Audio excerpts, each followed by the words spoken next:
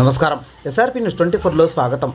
నీటి సంపులో పడి సాఫ్ట్వేర్ ఉద్యోగి మృతి చెందాడు.